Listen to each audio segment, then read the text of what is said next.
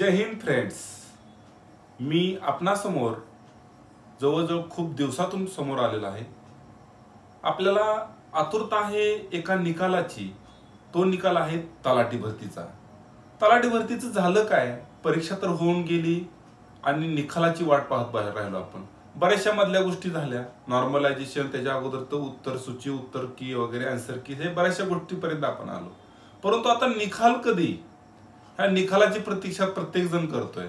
जवळजवळ हजारोच्या वर लोकांनी, विद्यार्थ्यांनी परीक्षा दिली। मग निकालाची प्रतीक्षा करतच राहिलो। पाठीमागच्या महिन्यात म्हटले लागल, ह्या महिन्यात म्हणे लागल। मग लागणार कधी निकाल? कशात अडकलेला आहे निकाल? निकाल तर आपल्याला माहित आहे, निकाल अडकलेला आहे पेसा जो अनुसूचित जाती जमाती जे बांधव आपले आहेत, त्या बांधवांचा साठी जो राखीव जागा असतात त्यासाठीचा हा निकाल पेंडिंग राहिला।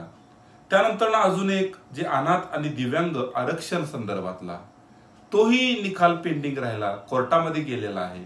त्या कोर्टातून जोपर्यंत याच्या निकालाची अंमलबजावणी होत नाही तोपर्यंत आपल्याला या पदभरतीचा पुढचा मार्ग सुकर होणार नाही, हे आपल्याला दिसतच आहे।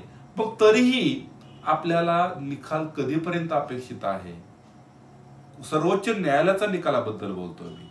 आणि तलाठी भरतीचा जो अंतिम निकाल राहिलेला आहे तो कधीपर्यंत अपेक्षित आहे? तर ही बातमी आम्ही तुमच्याकडे विश्वसनीय, जी आमच्या हाती लागलेली बातमी आहे, ती बातमी तुमच्या समोर घेऊन आलेलो आहोत। लक्षात घ्या, सध्याला आपल्याला 4500 पदाकरिता, म्हणजे जवळपास 4466 अशा जागा आपल्याकडे आल्या होत्या, म्हणजे आपण 4500 धरूया।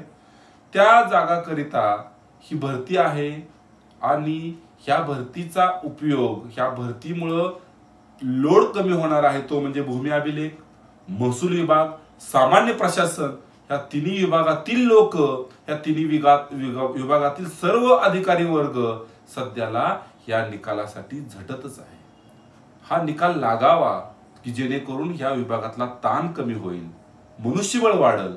मग हे सर्व झटत असताना हा निकालाची त्यांच्याकडून आलेली माहिती आपल्यापर्यंत आहे जानेवारीचा शेवटचा, म्हणजे खूप झालं 31 जानेवारीच्या आत आपल्याला निकाल लागण्याची संभाव्यता या ठिकाणी विश्वसनीय सूत्राकडून आम्ही तुमच्या समोर घेऊन आलेला आहे।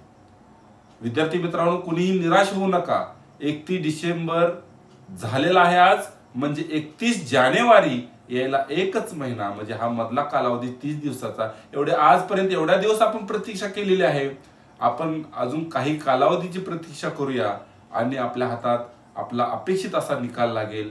आणि निकालासाठी आणि पुढच्या भवितव्यासाठी आमच्याकडून तुम्हाला खूप खूप शुभेच्छा। जय हिंद, जय महाराष्ट्र।